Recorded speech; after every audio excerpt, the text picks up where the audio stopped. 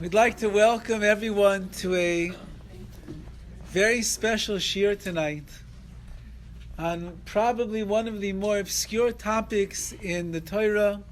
It's only Meramis, it's only hinted to.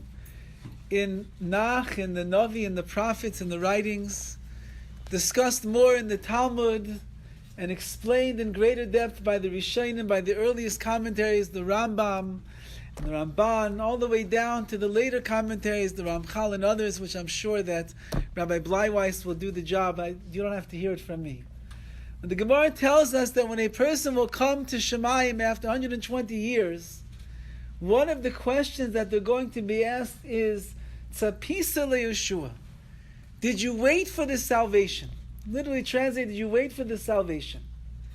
But Tzapisa is from the language of Tzaifiya, which really means, did you envision?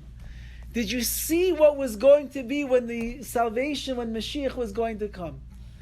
And if a person wants to know if they're waiting properly for the coming of Mashiach, they have to have as clear a picture as is humanly possible in our one-dimensional world that we live in, to try to conjure up in our minds what exactly is that time going to look like when Mashiach will come. So we are honored to have with us tonight Rabbi Bleiweiss from Eretz Yisrael, who is hekif, his vast array of knowledge in so many different aspects of the Torah will be able to paint the imagery and the pictures with the insights and the depth that are needed, so that when Im Yirtzeh Hashem, after 120 years, when we go up to the heavens and Hashem asks us, did you wait for Mashiach to come? Did you envision, did you know what it was going to look like? With the help of tonight's shir, the answer will be able to be, yes, I had a much better understanding after tonight. So without any further ado, Rabbi Menashe Bleiweiss. Thank you, Rabbi Horowitz. It's a hard topic, this one, because immediately my thought was this is going to be very familiar. It's certainly something that must be on everybody's mind. When I teach, invariably one of the first questions people ask is, what's it going to be? What's it going to be like when Mashiach comes? And we are a linear people, which is a fancy way of saying that we understand that history has a purpose. We have a beginning, there's a middle, there's an end. We're going somewhere quite deliberate. And so we understand maybe the first and the second dimensions to some degree, and the third intrigues us, and we want to understand. And it's a hard topic because we have enormous amount that's been written on the subject in Chazal and in later authorities, and it's terribly confusing. And anybody who's learned the last chapter of Sanhedrin, Perek Chelik, which is a major address, major source of our discussion, and will certainly play into our discussion tonight, is familiar with that sense. You walk away with a sense of confusion. Wait a minute, do I have any notion of what the times of Mashiach are going to look like precisely? The topic is elusive. It runs away from us. And the more we study it, the closer we get, but the further away we feel. It's still very important to understand. It's important to understand, if we've done any service to ourselves tonight, at least to understand what Mashiach is not, with the many false visions, the false messiahs through history, with so many hopes raised and then dashed through many generations of our people. It's terribly important to clarify and to characterize something of what Mashiach will look like. And there's another reason, and I think this is more profound, in terms of understanding Mashiach. We need hope. With all of our reticence and our understanding, hesitance in terms of trying to get our hopes up too much, still we live through very hopeful times, but times that are trying, and sometimes very difficult to figure out, at times disillusioning. And throughout history, we need to have a vision of Mashiach to keep us going.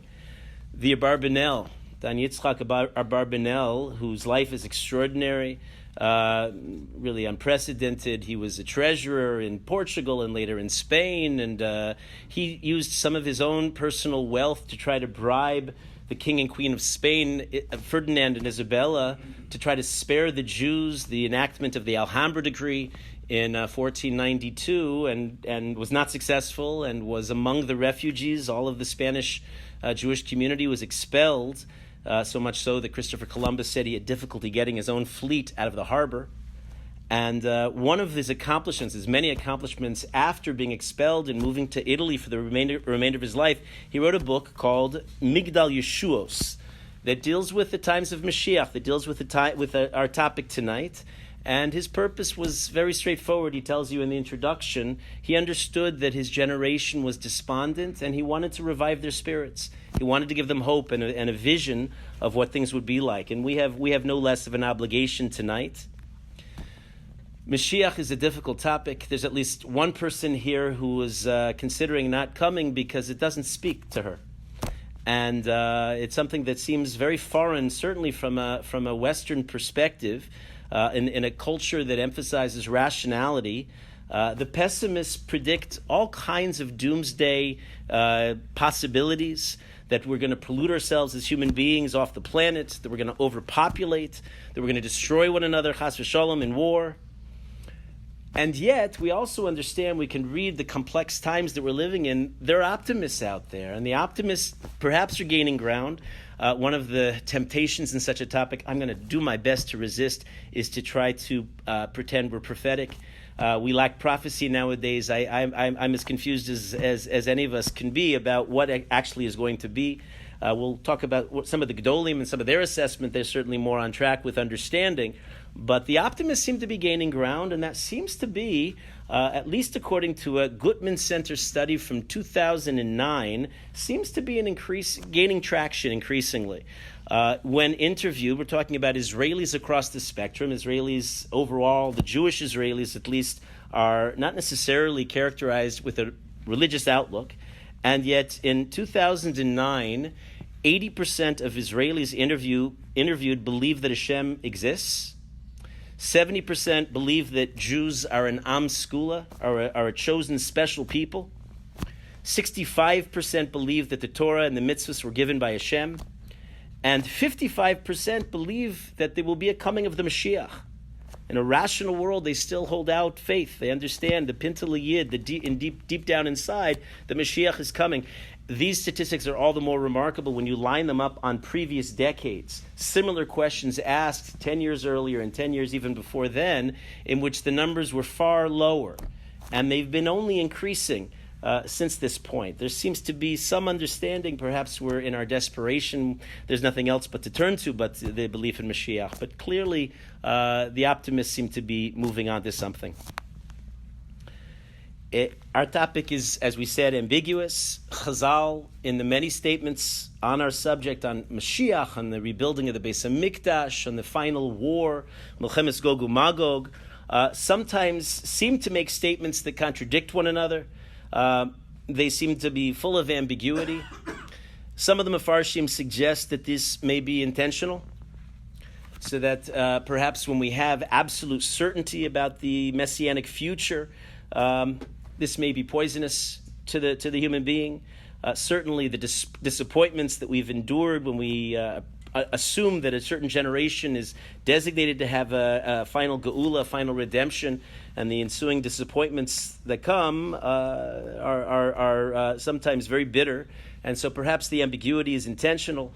If we had to summarize and have some kind of an overview to begin the topic, we would have to say that there are two general directions that emerge. We can, if you have to put it in very brief, blunt terms, we can top out or we can bottom out. We can, in the worst instance, we can descend to the depths of sin, in which point Hashem promises to save us in His compassion.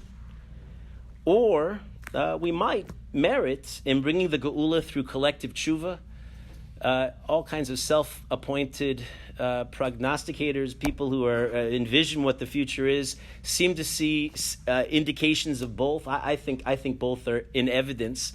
I have no idea exactly how they can be weighed. There are some terribly disappointing phenomena in the current world spiritually with the Jewish people that make one wonder if we've almost reached the low point. But look at Makor Chaim, look at the learning going on in the Jewish world and the excitement. I'm kind of part of that world. I get to teach in Or Sameach and guide Eretz Yisrael and see the people coming and seeing the immense inspiration that it is to be a Jew and to be alive today and to reach this point in history. Which one it's going to be, we can only daven and do our part to make tshuva. The Vilna Gaon understood, and many others, really this is a consensus in the great luminaries since the Vilna Gaon, they understand that our ability to achieve the positive vision of Geula, of the redemption, the part in which the Mashiach comes simply because we make tshuva, they understand that this will happen specifically when Am Yisrael is committed to learning Torah. The importance of learning Torah is something that is a debate nowadays. How important is it? Should people sit their whole lives in learning Kollel? These are bitter debates in the land of Israel today, and they spread across the diaspora. Well, the Vilna Gaon understood that the learning Torah, the people who are sitting and Torasim Umanusam, their Torah is their livelihood. That they're doing a great deal, or perhaps more than anybody, in bringing the Mashiach. The visions that we have in the opposite of a Mashiach coming, a humble man riding a donkey, that one is also from the Gemara in Sanhedrin. This is when we don't merit. And when we do merit, the Gemara paints a picture, im ananei Shemaya, with the clouds of heaven. Eliyahu Navi is supposed to come a day earlier. Although it may be that if Geula somehow comes earlier because of our merits, it may be that Eliyahu and Mashiach will come simultaneously, the Gemara indicates. There is an ambiguous sequence of events, but in some unclear order, there will be two messiahs, messianic figures, one descended from the house of Yosef, the other from the house of Yehuda and David Melech. There'll be the rebuilding of the Beis Hamikdash. There'll be a feast of the Leviathan. There'll be a war to end all wars, Milchemes Gog uMagog. At one point, probably earlier, there'll be a revival of the dead, Tchias HaMesim. And of course, the final redemption. All of these will transpire. According to the Rambam based himself on a position in Shmuel in the Gemara. This period is going to last, this final redemption period will last some 1,000 years and will be followed by a period called Olam Haba, a period that the human eye cannot fathom. That's the Rambam's perhaps very famous vision of the end of days. He is not the last word on the subject. Many disagree. The Ramban disagrees. The Yad Ramah has a whole position on the subject, and there are others as well. We'll elaborate at the end what exactly these views are. How will the Mashiach pan out? Some of the indications of Mashiach. We have a very famous Mishnah and a Brisa at the end of the Gemara in Sota that describes a few events that you learn about them, and it sort of sends shivers down your spine. Be'ikfos Mashiach chutzpah yazge. Famous line, in the footsteps of the Messianic era, chutzpah, certain bold brazenness will endure, will raise its head. The Chafetz Chaim, explaining the Mishnah, says that like a flickering flame, there will be a final burst of power from the Yetzer Hara before it's ultimately defeated. And that's the chutzpah that one sees in the days preceding the Messianic era. Costs will soar during this period. The government will be heretical. Rebuke is virtually impossible. Rashi describes how each of us is going to rebuke our friend, and we're going to be greeted with an answer, yeah, well, you're no better than I am. And Rashi says they'll have a point. The people who genuinely live a life of Torah and fear sin and fear Hashem will be despised by the majority. There'll be an absence of truth and honesty. Youth will shame the faces of the elders. The elders will stand for the youth. One imagines the society that worships youth that we're immersed in. Sons will scorn their fathers. Daughters will rise against their mothers. On this exact Gemara, the Yad Ramah, Rav Abelafia, one of the contemporaries of the Rambam, says he reads these words and he too feels he's stunned. He's entranced by them because he's convinced that they're describing his exact generation. one gets the sense that you read these statements in Chazal and how resonant they must have been for many, many progressive generations. So we also have that kind of response where we feel, wow, it's got to be today. I mean, look what we just read, and it gets better, trust me. So one wonders, okay, we have to be patient. Maybe it wasn't meant to be then, and who knows what is meant to be today. The Gemara continues elsewhere in the Gemara in Sanhedrin. It tells us that the Chachamim, the numbers of Talmidei Chachamim, will diminish prior to the arrival of the Messiah. The people who fear the word of Hashem will be ashamed, and their brothers will hate and distance themselves from them. The most honored people in society themselves will be corrupt. They will not be people of Torah. The government will turn towards heresy, again reflecting some of the ideas we saw above. And there'll be a great difficulty. I mean, they're not talking about Makor HaChaim, but it'll be very difficult to influence anybody to change their beliefs. What most concur, and this seems to characterize certainly the negative version of if we go downhill before Mashiach comes, and it may also be true to some degree of the positive view, the tshuva-oriented Mashiach era, that there'll be a terrible suffering that will occur. This is referred to as Chevlei Mashiach. During this time, the tzaddikim will be spared. They'll die first, and they'll be spared the suffering. Many point to on the eve of the Shoah in Europe, the death of many of the Gedolei Torah who did pass away before they saw the worst. There are certain Gemaras, but listen, we're going to be honest tonight. I'm not going to spare anything. There are certain Gemaras that make you take pause. There's a Gemara in Sanhedrin. Rav Katina is the author. He bases himself on a verse in Yeshaya. He explains that at some point in the end, the world as we know it will have lasted a total of 6 millennia and will endure some kind of massive destruction. Mashiach will follow. It will last 1,000 years. Some dispute the time frame. Some may argue, although the Rashba seems to say that nobody disputes Rav Katina, and his words should be taken at face value. Many concur. The Ramban, the Abarbanel agree with this, that the world will revert to a sort of chaos, a tohu vavohu, like in the days of creation. Others are more optimistic. They say that it'll be less than total, and others say the entire vision is figurative. It's not literal. I'll let you guess who that position is. That would be the Rambam, the Meiri, and others. Certainly, this number 6,000 years before, during, after. Hard to pin down exactly what those are. There are any number of calculations. We'll talk about the issue of calculating the end of days. But something around 6,000 years, many, many different sources indicate from the creation of the world, that will be the times of Mashiach. There'll be the seventh, of course, metaphorically, it's very rich. The seventh, like the seventh day of the Shabbos, will indicate an eternal rest for all of the living beings.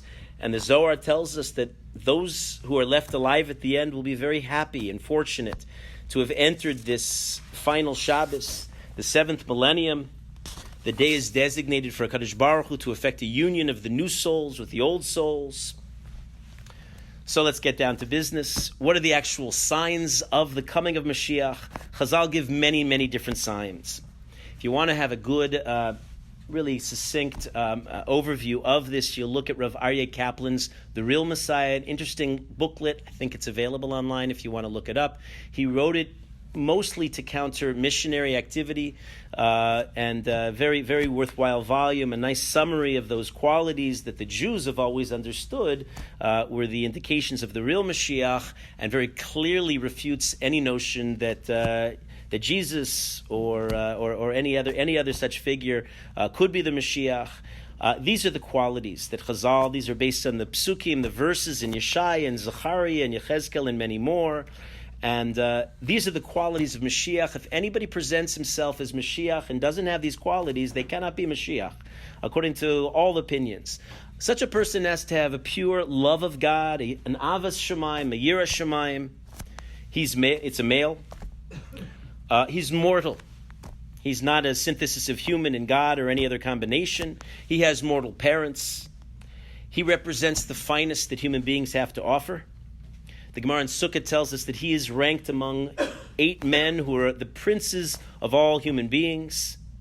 We know that he descends from the house of David, and there are people alive who can trace their lineage back to the house of David. Rashi could, the Abarbanel could, Maharal could trace their ancestry, and many, many Jews in the world today can trace their own ancestry back to the Maharal, to Rashi and others. From a pasuk in Shmuel, it's clear, not just from the house of David, but that the descent will be patrilineal. It'll go from purely through the male line. Chazal continue. The Mashiach is a figure of great wisdom. He's powerful. His stature will exceed that of Shlomo HaMelech, which is really impressive when you learn about Shlomo's complete dominance of this world, of the upper worlds, of the peace that endured in Shlomo's almost 40 years of Shlomo's reign. And Mashiach will top that. The Mashiach will have an uncanny feel for justice. The Gemara describes that with all of his senses, his most spiritual sense, Ephraim, you know this one, the most spiritual one, right, is the sense of smell, the olfactory sense. He'll be able to smell justice. Litigants will come into the room, and he'll be able to smell which one is telling the truth. He'll be able to sense, he'll look in people's eyes, look at their foreheads, like Shlomo, like the Arizal could. He'll be able to understand who has Yiras Shamayim. And the Mashiach will bring the final redemption. What does redemption mean? This means peace on earth. He will only open his mouth for peace. The Mishnah says, the Brisa says in Derech Eretz Zuta, he'll foster a world of love, of prosperity. There'll be a complete destruction of evil, and there'll be a moral perfection that will bring the world back to an existence that's like Gan Eden, like the Garden of Eden, in which people are sustained. We don't have to work hard. We don't have to toil, and we will be at peace with one another. Something that makes the mind boggle. What will that be like when we are not in conflict with one another? Significantly, the Mashiach is going to redeem all of the Jewish people from exile, and he's going to bring them back to Eretz Yisrael. There'll be, as we just davened for, a kibbutz galios. There'll be an ingathering of the exiles. All the ruined cities will be revived in Eretz Yisrael. This too, those of us some of you have just been to Eretz Yisrael, right? So you see the revival going on in Eretz Yisrael. That also sends chills down your spine. What are we living through at this point? All of Am Yisrael will have returned at this point. The barren land will become greatly fruitful. We'll talk about that in a moment, just how fruitful and what that means. The fruit growing on the trees in Eretz Yisrael. Yechezkel, who provides a very, very visceral and detailed descriptions of the time of Mashiach, says that all the tribes will be reunited, all of them, and that there will be 13 identically sized portions for each of the tribes. They'll all come back. With the Jewish return to Eretz Yisrael, with the new emerging peace, what this signifies is that the entire world, the non-Jewish world as well, will be redeemed from evil. Because all people will acknowledge the truth of the Torah. They'll all serve Hashem. Mashiach then, with this layout, is going to be the king over all of humanity. There's a misunderstanding. Rav Aryeh Kaplan clarifies this very, very pointedly. He says the Geula, however, is purely from Hashem. Only Hashem brings the Geula. The Mashiach is only his kli, is only his instrument. Mashiach doesn't do it himself, contrary to certain false visions that we've endured in history. The primary mission, even though we are concerned about the non-Jewish world, the primary mission is the Jewish world, the bringing of the Jewish people back to the faith in Hashem and to the practice of the Torah. Many feel that our age is, if not the actual messianic era, Ikfas de Mashiach. Probably the most prominent has been the Chafetz Chaim, who understood when the Jews started returning in modern days and planting their own crops and trees. The crops and the trees yielded produce, and the fruit grew on the trees. And the Chafetz Chaim pointed to a very famous Rashi in the Gemara. It's worth looking up. It's also in Perek Chelik. It's the Gemara in Sanhedrin, Tzadi Ches Amud Aleph, in which the fruit growing on the trees, Rashi defines as the greatest sign of the final redemption. And with this growing on the trees, the Chafetz Chaim understood that our times were special. A couple of decades earlier, they brought the first bottle of wine back to Europe that was cultivated in Rishon LeZion, a community that had great difficulty getting their project off the ground, tilling the soil, and finally planting their vineyards and producing beautiful wine, luscious wine from Eretz Yisrael. When they brought the first bottle of wine to Volozhin, and they came to the great Rosh Yeshiva, the Netziv of Volozhin, he was choking back the tears, and he said, wait, and he had to run into the other room, not to cry. He came back dressed in his finest Shabbos clothes. He said, I'm going to drink the first cup of wine from Jews in the modern era. I'm going to only dress in my finest Shabbos clothes. There seem to be some other indications. Some predicted in the Zohar. The Zohar says something quite stunning. In the 600th year of the 6,000th millennia, the gates of wisdom on high. Pay attention to the details of the Zohar here because the parallels are uncanny. Again, the 600th year of the 6,000th year, the gates of wisdom on high and the wellspring of lower wisdom will be opened. And this is going to prepare the world to enter the 7,000th year. The Zohar says this is just like a man prepares himself Erev Shabbos as the sunset approaches. This is based on a verse. The Zohar is commenting on a verse near the beginning of the Torah. The verse says, Nikvu kol ma'anos tahom rabbah, va'arubos shamayim niftachu. All of the heavenly waters, all of the waters of the depth had opened up and came flooding forward. This is the Mabul. And the Zohar understands the spread of water is like the spread of knowledge in the days of Mashiach.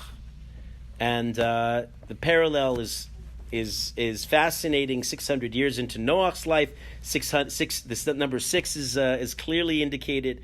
It seems by many accounts this Zohar predicts the modern scientific age, the information superhighway. Some calculate the year to 1840, give or take, which would mean that something like the industrial modern technology revolution that broke out arguably within the last 200 years might be indicated by this Zohar, in which we read the pasuk in Yeshaya that describes how the earth is going to be full of the knowledge of Hashem as the waters cover the sea, and the notion that if we're recording this class right now, that it could be listened to in different parts of the world simultaneously. This is something we take for granted nowadays and seems to be indicated in ancient sources. Certainly the spread of knowledge in the world, all kinds of knowledge, is stunning. Makes us take pause. The world's knowledge, by most calculations, doubles approximately every 4 years, to the point that it's even the greatest scientists find it virtually impossible to keep track of progress. About 100 years ago, there were special autodidacts, probably, people who were extremely smart, who could know all of world science. Today, it's difficult. Scientists here can debate this or reinforce this idea. It's difficult to master, a scientist at difficulty mastering his or her own particular niche within science, let alone having a broad mastery. There's such a spread of knowledge, such a wealth of knowledge. The Chafetz Chaim, in considering these ideas, draws a parallel to between our days and the days of Mitzrayim, of Egypt, and the Yetzias Mitzrayim, the exodus from Egypt, in which things are moving so quickly. Hashem, as we understand from the Medrash, he actually shortened the original 400 years of slavery and intensified the period of avdus, of slavery, so that they could be rewarded more quickly. He said, similarly in our days, we see things have sped up to a point that people are dizzy and can't keep track. Another prediction that others point to, you'll come to your own conclusions. It's Pirkei de Rebbe Eliezer. In the end of days, there will be 15 things that will be instituted by Bnei Yishmael, by the descendants of Yishmael, the Arab nations, including that they will measure the land with ropes, something that has taken place repeatedly. If you're a connoisseur of modern Israeli history, you can go back to the Pico-Sykes Agreement after World War I. You can talk about the partition plan. You can talk about the borders before, during, and after the Six-Day War. The Pirkei Rebbe Eliezer predicts that there'll be great falsehoods perpetuated. Jewish sins will multiply. The Bnei Yishmael will build a building in the site of the Beis HaMikdash, of the temple itself. This was predicted before the Dome of the Rock stood there. They predict days in which silk, once considered priceless and very, very difficult to acquire, will be as accessible as wool. Days in which paper and pen will wither. They won't be used anymore. Coins will become worthless. And other predictions. What are we meant to make of these predictions? Something big is happening. I don't know if we can elaborate. On this exact point, I'll refer to the Rambam's very, very important words on the subject. What are we supposed to make of these seeming indications that Mashiach is here? But let's first understand a little bit more what Mashiach is supposed to bring. When Mashiach comes, we know that there's not going to be death anymore. There will be no longer hunger or illness.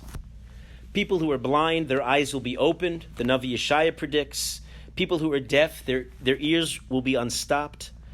The lame man will be able to leap like a hart. The tongue of the mute will sing.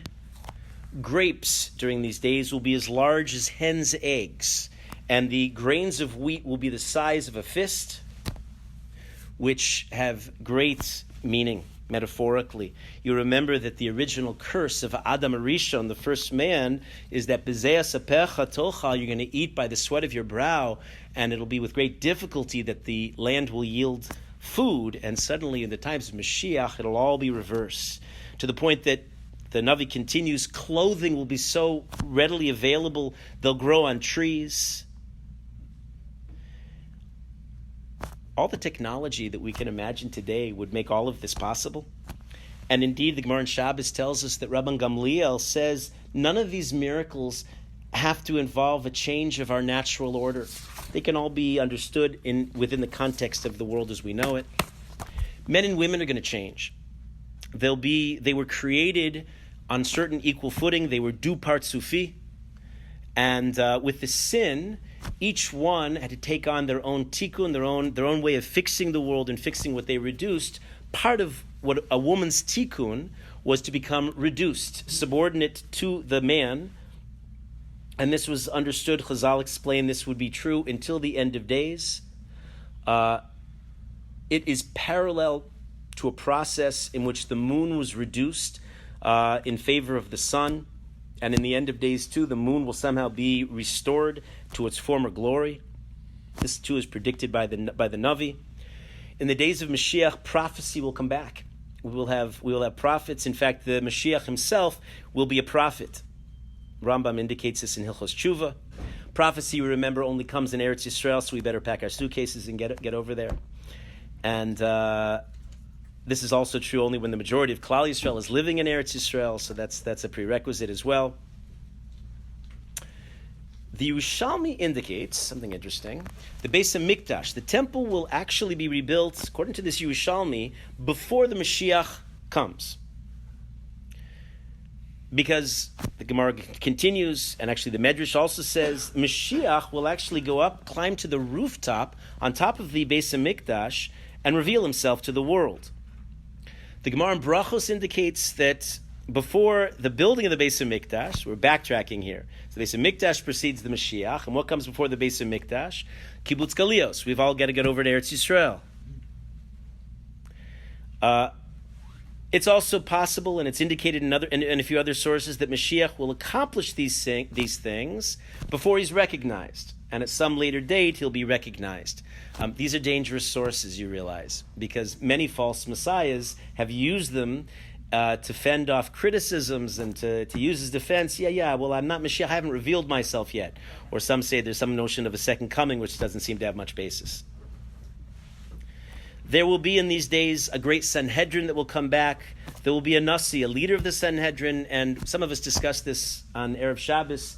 Smicha will be reinstored, reassigned. Hashiva Shoftenu Kavarishona, we daven for this, we just daven for this, we want the judges to be restored as they were once. This kind of an institution could formally recognize a Mashiach, and that's terribly important. The Tosefta indicates this then will leave no room for speculation. No more discussion, no more back parlor meetings to determine is this person really Mashiach, not Mashiach. We won't need that. The Sanhedrin will make it very unambiguous. And indeed, during these times, the Yerushalmi indicates that all machlokus will be resolved. We know machlokus argument is not inevitable, even though sometimes it's hard to imagine that as Jewish people. But once upon a time, before the Second Temple period, the Jewish people lacked any arguments. Everything was uniform. We understood precisely the Word of God. The arguments crept in when the Jewish people's collective spiritual level declined, and then we started having machlokus. And these will be resolved when Mashiach comes. In the end of days, we have an indication that of the different Gemaras on the shelf, the Yerushalmi Gemara will have a new prominence over the Bavli, which is understandably more directed towards life in a diaspora Galus existence. The donkey we mentioned before, he comes in riding on, according to the Medrash, the Mashiach will come riding on not just any donkey, he'll come riding on Hechamor, the donkey. You remember the one by Avram Avinu in the Akedah, and the one that weaves its way through history. And Moshe Rabbeinu rode the donkey, and many others. Shlomo Melech possessed the donkey. He won't just have the donkey. The Mashiach will have a special mata in hand, the same staff that Moshe Rabbeinu used and Aaron used. The source of what the non-Jews took from us, the Excalibur myth, that will be in the possession. Shlomo Melech also had that same mata, that same staff. In the end of days, he'll wear a special garment. You remember the garment, the one that Hashem wove for Adam and Chava, and that Nimrod, the hunter, took. And of course, Esav murdered Nimrod, and he had it, but Rivka took it from his closet to dress Yaakov with it. Yaakov, of course, presented it to Yosef as the Ketonis Pasim of the coat of many colors. And this too will be the fashion statement of the Mashiach. And of course, the Mashiach will drink from the Be'erish of Miriam, the great well of Miriam. We understand the Mishnah in Para tells us that there are a total of 10 red heifers, paraduma, that will exist through all of history. We know of 9 of them. The 10th will come and will be brought by the Mashiach. There have been all kinds. Are you following these things? There was a possible candidate in Lakewood not so many years ago. Interesting, there's no source. If, let's say, you've got one, let us know. If you have such a thing, paraduma, don't put anything on its back, please. But if we have such a thing, apparently that's not a sign that Mashiach's coming, only that we have a paraduma. But it seems to be very promising about Mashiach in any case. The Navi Zechariah indicates 4 great craftsmen who are going to be somehow centrally related to the coming of the Mashiach. One is identified as the Mashiach, the son of Yosef, who's going to help rebuild the Beis HaMikdash, and he's going to be involved in some massive war against the enemies of Hashem and the enemies of the Jewish people. Eliyahu Navi is going to be one of the craftsmen. According to one reading, there's going to be a Kohen Tzedek, a righteous priest, and of course Mashiach ben David from the house of David. There are other versions. Some substitute Mashiach ben Yosef and the Kohen Tzedek. Some say it's going to be Malki Tzedek. If you remember the figure early on in Sefer Breishis, others say that he might be a Mashiach Melchama, a different Kohen who goes out to war with the Jews. Mashiach ben Yosef is an intriguing figure. He descends from Yeravam ben Nevat, who is he's the first in the list of those who forfeit a portion in the world to come, and yet he has a valorous descendant that will eventually lay the groundwork so that the Mashiach ben David can come. And of course, there will be these final wars.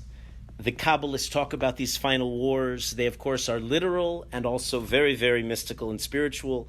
There will be 2 Mashiachs who fight these wars. They will battle at least 3 different enemies. They refer to them as klipos, a deep Kabbalistic idea. The 3 are usually understood to be Esav, Yishmael, and the Erev Rav. The Erev Rav was really the great subversive force throughout the Torah. We're reading about them in these last parshas. Everything bad that happens to the Jewish people in the desert, in the wilderness, effectively comes through the Erev Rav. And the final wars If you trace all of history, you see that we've been battling these three great foes through all of history, Esav, Yishmael, and the Erev Rav, and these will be central in the war of all war, to end all wars, Melchemes Gog uMagog. We know about these. If you want to learn about them in greater depth, you'll open up the prophet Yechezkel and Zechariah. What Gog uMagog are exactly are subject to some discussion. Are they actual places? Are they locations? My favorite comment on them, Rav Shimshon Raphael Hirsch explains, they're literal and they're also metaphorical. They come from the language Gog uMagog of the Hebrew word Gag, rooftop. And he understands, not coincidentally, we read on Shabbos Chol HaMoed Sukkos, we read the 14th chapter of Zechariah, all about this end of days war, and not coincidentally on Sukkos, when the final showdown between the nations and the Jews is a literal battle, but also a metaphorical battle between their vision of this world and ours. See, they don't like to look at the sky. Esav particularly has difficulty looking at the sky. You look at the sky too long, it gives you a headache. It makes you feel small. Esav doesn't like to feel small. If you look at classic Roman architecture, they like to build cities underground, archways and domes and such. They block out the sky. What is the schach? Rav Hirsch points out significantly, the schach is a rooftop that quite deliberately brings in the sky. They like to block out a Kadosh Baruch Hu. Our vision of the world is to bring in a Kadosh Baruch Hu. These great ideological confrontations will be the backdrop for the final war, Melchemes Gog uMagog, in which the prophet describes in really graphic detail 2/3 of the earth will be cut off. That's not good. 1/3 will remain. There'll be the Rav Moshe Cordovero indicates this. The Zohar indicates this. There'll be an independent Jewish state that's going to be founded before the war, and they're going to be. Tell me if this sounds familiar. A focal point of multinational opposition. Somehow we won't be beloved in the nation's eyes, and according to one prediction, this state is going to be destroyed, but it'll be replaced by a Jewish regime of greater power and greater spiritual might. All the nations one day will gather. They're going to start talking peace among themselves, but don't be deceived. The Zohar indicates their underlying goal at this stage is still the destruction of Israel. The days of the Mashiach, many Midrashim indicate, will be days with this war backdrop in which the generation has the power to destroy itself. The Medrash, for example, in Bereishis Rabbah tells us that the world could self-destruct in an instant. The Vilna Gaon talks about the war of Gog uMagog. It'll be a war that lasts 12 minutes, something conceivable with today's weapons. In Zechariah, we learn some great visions. Va'amdu raglav bahar hazesim, their feet will stand on the Mount of Olives, and the Mount of Olives will undergo a makeover. It will split in the middle from east to west, and a massive ravine will open up. There'll be an escape route, don't worry, the Jews will get out, and the nations will fight themselves. And it'll be a scary vision, but it's followed by a vision of greatness. Vaya Hashem lamelech al kol haaretz, bayomahu yeh echad u'shmo echad. Hashem will be the ruler over all, the king over all the world, and all of the nations will recognize his uniqueness, his oneness. The whole world will turn topographically into a plain. In fact, all of the mountains surrounding Yerushalayim, it's a question people have. They come to Yerushalayim. It's not the most prominent mountain in the area, don't worry. All the surrounding mountains will shrink and will be flat, will be leveled, and Yerushalayim will rise up, mightier than all of them. This, of course, is symbolic of the unity under Hashem. All the nations who oppose Hashem, their flesh will rot, they will stand straight, their eyes will shrivel in their sockets, their tongues will decay in their mouths. Every non-Jewish enemy of Hashem will be confused and murder his colleagues. Even their animals will be plagued. And like the Exodus from Egypt, all of their valuables will be gathered by the Jews. In fact, all of the wealth that had been through history stolen or unjustly denied the Jews will finally be repaid to them correctly. The oppressors of the Jews who died will have their own Tchias HaMesim. They'll be revived during this war to finally have their final comeuppance. And in the end, after all the wars have subsided, the remnants will all come to Yerushalayim. They'll bow down to the king. They'll celebrate Sukkot. They won't get it. They'll kick on the sukkah. They'll say, "What are you making us go outside and sweat in the sun for?" That will be further punishment.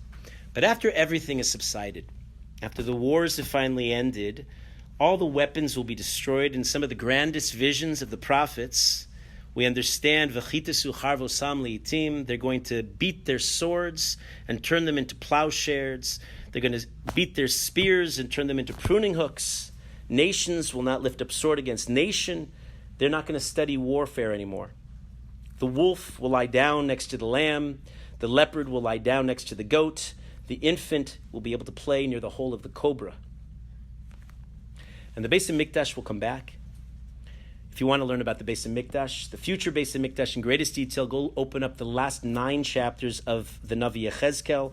You see a master work. The Art Scroll did a wonderful job. Of Eisenman did a wonderful comprehensive study of the entire book, and particularly the 9 last chapters. And he describes there, in much more detail than you'll find anywhere else, all the halachos, all the descriptions. The Beis HaMikdash is going to be different than its predecessors.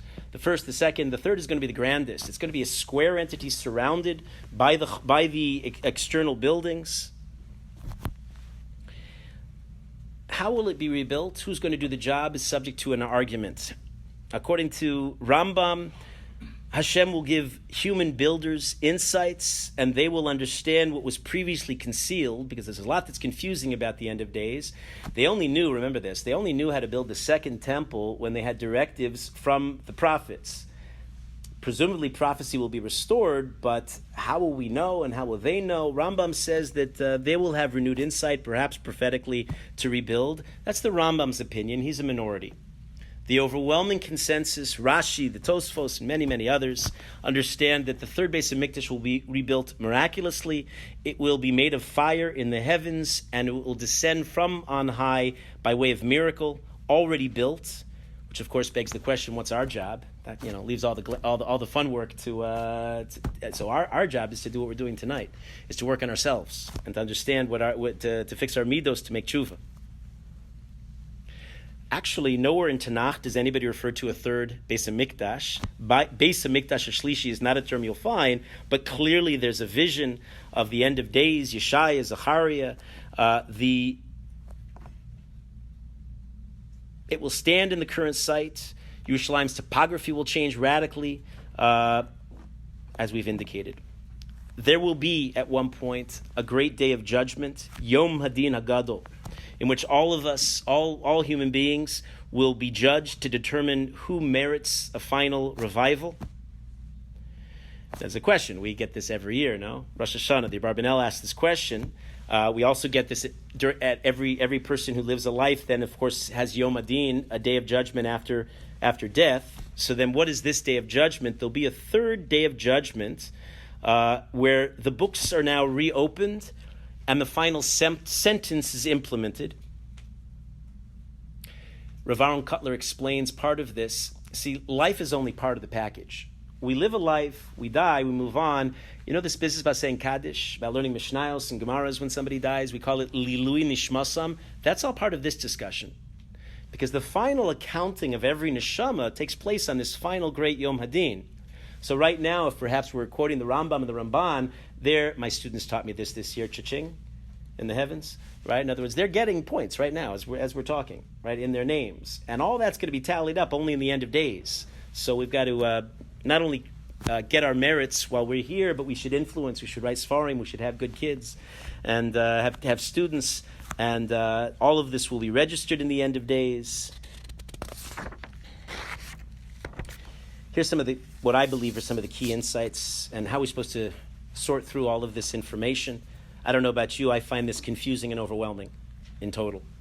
So the Rambam says, because Chazal, deliberately, we started talking about the fact that we really don't have clarity over the signs. He says, you know what? We really shouldn't focus on these topics.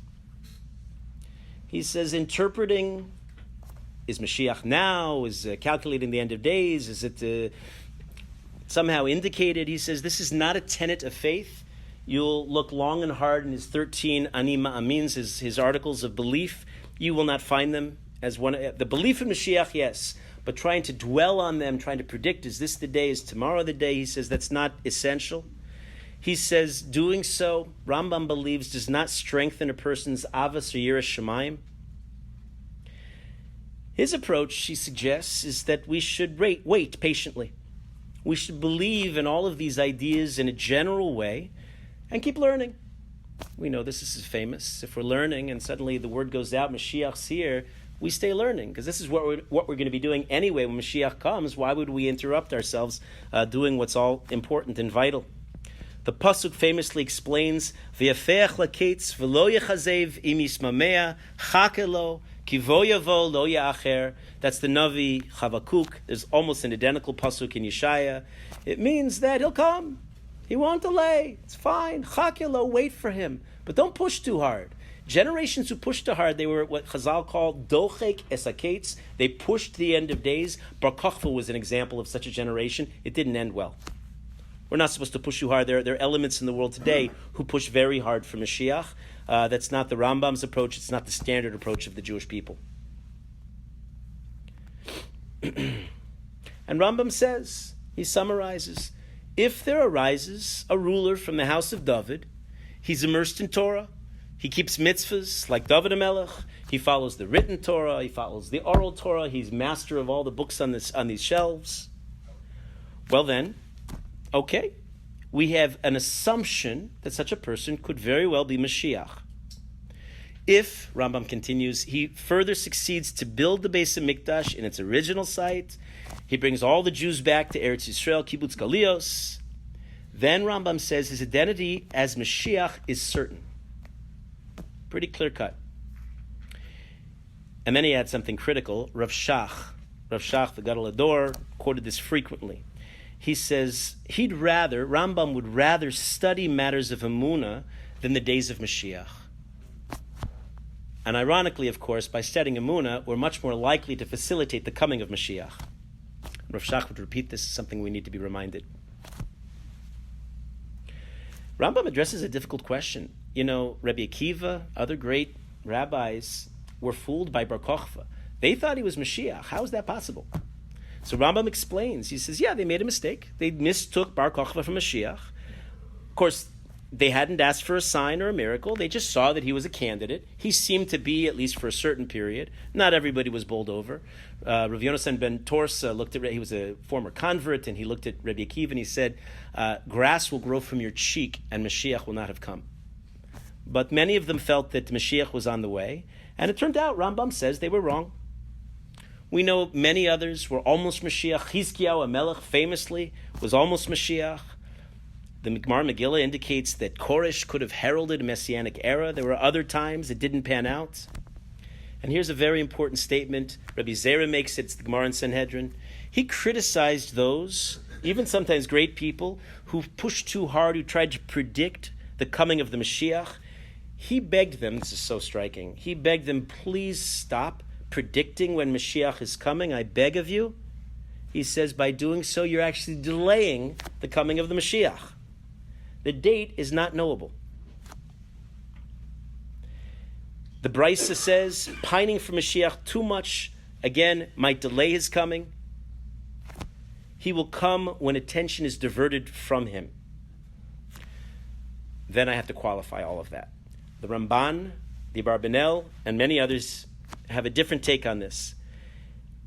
He said, what's usher, what Rabbi Zera is crying out against, is those who make definitive predictions.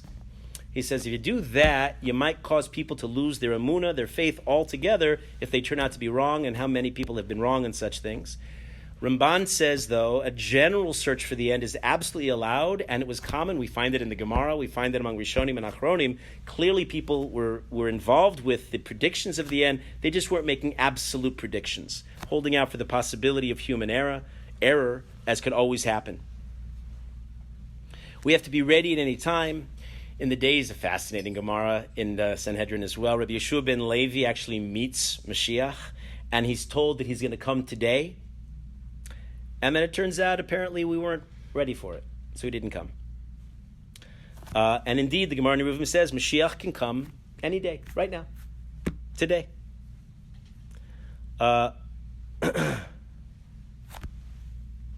In fact, in every generation, a great tzaddik exists and could be the man.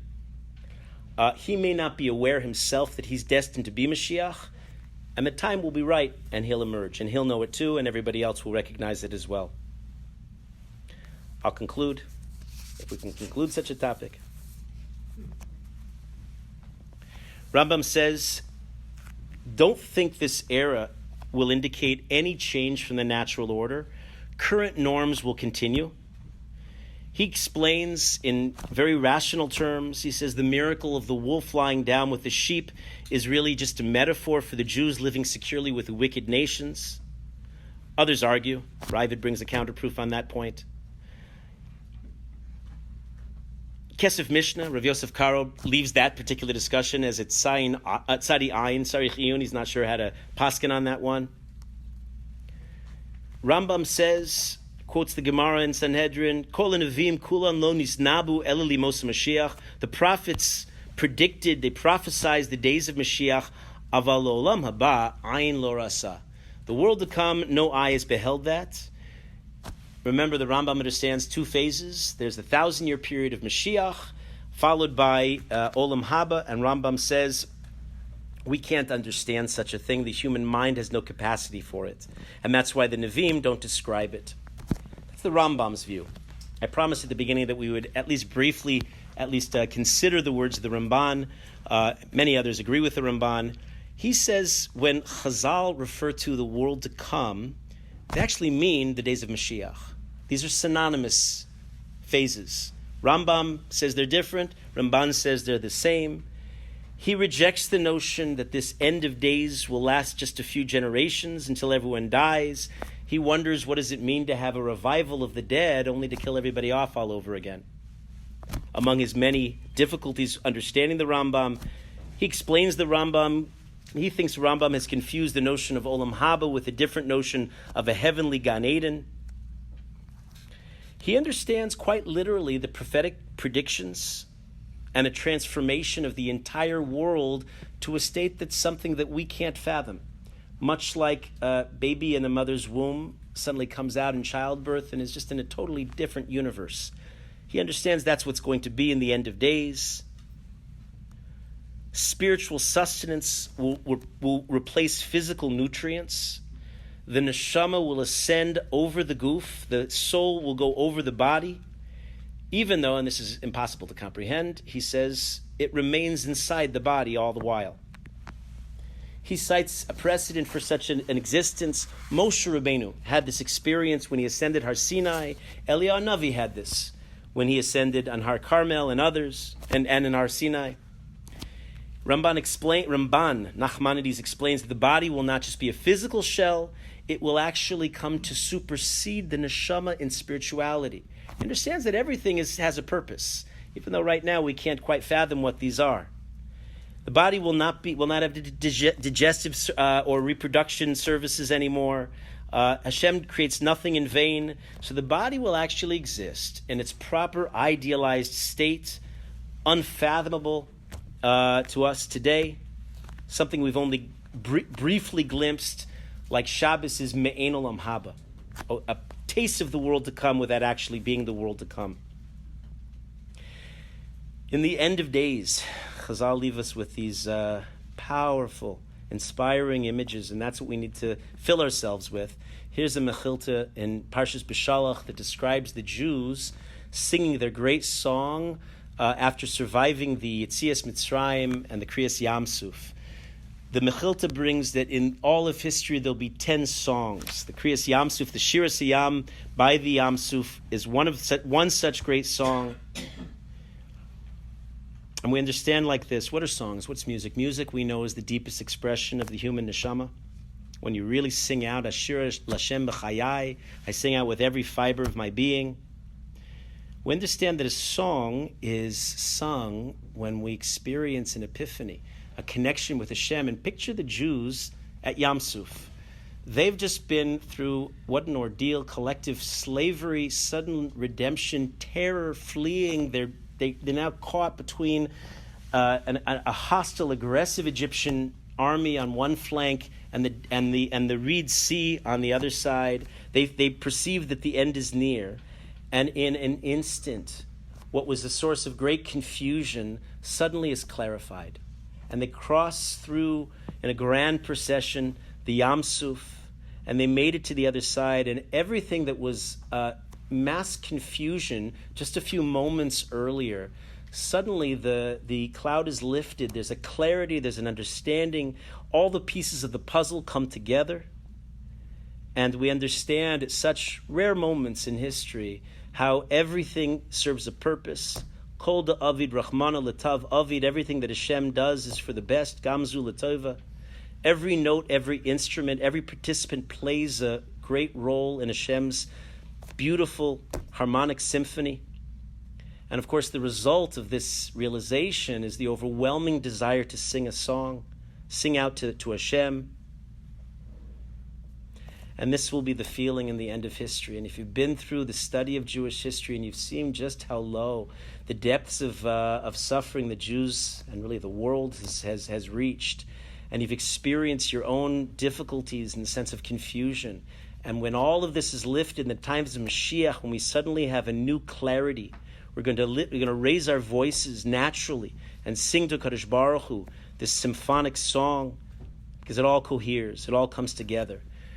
The Rambam explains in the end of Hilchos Malachim, where he describes all of these, and he describes something that the Ramban and many others probably agree with. He concludes with a vision. He says that the prophets, the Chachamim, the wise men, they don't desire the days of Mashiach in order to rule over the world. That's never been the Jewish, contrary to the protocols of the elders of Zion, it's never been a Jewish dream. We're not here to oppress the non-Jews or to be elevated over the non-Jews. We're certainly not alive to eat and drink and to indulge our physical passions. Rather, we're here to get close to Hashem, to be free to learn His Torah, to delve into its wisdom, without any distractions, pettiness, trivialities. The only matter of interest will be to know Hashem alone. The Chachamim will finally perceive the deep and hidden secrets that will provide the ultimate knowledge of Hashem. Yeshaya captures it. Vayaba acharisa yamim, and will be in the end of days. Nachon yihya har bais Hashem, barosh harim. Right there in front of us will be the mountain of the house of Hashem, the head of all mountains. V'nisa migvaos, it will rise above all the mountains. V'naru elav kol hagoyim, all the nations will flow like a river to it. V'halchu amim rabim, the great nations will come. V'amru lechu v'na'ale el har Hashem. Let's go up to that mountain of Hashem, El Beis Hashem, El Beis Elokei Yaakov, to the house of the God of Yaakov. V'yaronu midrachav. And they will sing out V'nelcha b'orchosav, and they'll go in his ways of Hashem. Ki mitzion teisei Torah udvar Hashem Yerushalayim. From Tzion Torah will come out the word of Hashem from Yerushalayim. V'shafat bein hagoyim, he'll judge between the non-Jews. V'ochiach la'amim rabim, he'll rebuke the many nations. V'chitasu charvosam litim v'chanesosehem lemazmeros. They'll take their spears, they'll crush them, they'll turn them into plowshares, their pruning hooks, and their lances, and turn them into pruning hooks. Lo yisagoy al goy charev. Nation will not lift up sword against nation. V'lo yilmadu od milchama. Nobody's going to study warfare. Beis Yaakov lechu v'nelcha b'or Hashem. The house of Yaakov, let's go in the light of Hashem. Will be the end of days. Should we do questions? Okay. It's very hard. I know. I can't follow Yeshaya, but if we did have questions or anything, maybe now is a good time. The natural order will remain. How can it be claimed that no one will die? Well, again, we just said it's a major machlokus. It's a major machlokus. The Rambam is one opinion. It's a very famous opinion, but there are very prominent opinions to the contrary. And the Rambam would say, in the miraculous nature could be explained metaphorically. The end game, the days of Olam Haba will indeed be miraculous and beyond our grasp. Isn't there an idea that there's a third Beit HaMikdash that is supposed to come from that we're not going to build it? Correct. I mentioned that, but I threw in. I completely bombarded you with too much information. I realized I mentioned that very, very briefly. I probably should have given it more emphasis. That's the Rashi Tosfos view, and remember the Rambam has the minority view that it's going to be built through human agency. Right. Correct. And the dominant view is indeed as you quote. I mean. We didn't digress. We could have digressed all over the place tonight. But the many of the issues that divide the Jews today, practically in Eretz Yisrael, the Jews who, for example, go up to the Temple Mount, those who campaign for rebuilding today, and those who strongly, passionately disagree with their activities. That ideology that says that we must do that and not doing that, Hashem will think that we're not interested in rebuilding the Beis HaMikdash unless we physically go up to the Temple Mount and try to show our political activism. Well, a response to that, let's say, for example, you can look to a beautiful, very important institution in the world, Kollel Brisk, where famously they learn Seder Kodshim, the section of the Talmud that's usually avoided almost everywhere else in the world. Kodshim, of course, deals with our topic, deals with all of the realities of the Beis HaMikdash. They're getting ready, and that's the best way, they would say, to show Hashem that we are genuine in our tefillah. Okay, thank you, Rabbi Horowitz.